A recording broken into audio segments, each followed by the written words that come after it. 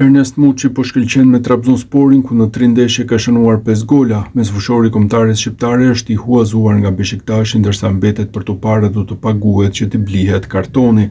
Presidenti i Trabzonsporit Ertugrul Dogan është pyetur sa i përket Muçit. Dëshira e trajnerit Fatih Tekke deri tani është që t'i blihet kartoni, megjithatë Dogan tregohet i durueshëm duke treguar se do të pritet deri në fund të sezonit.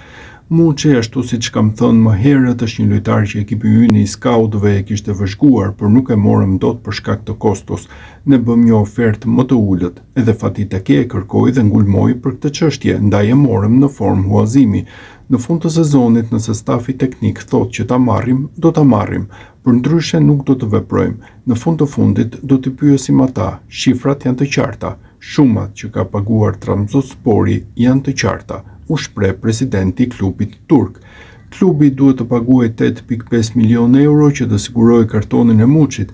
Beşiktashi ka përfituar 1 milion euro deri tani nga huazimi i mëparshëm.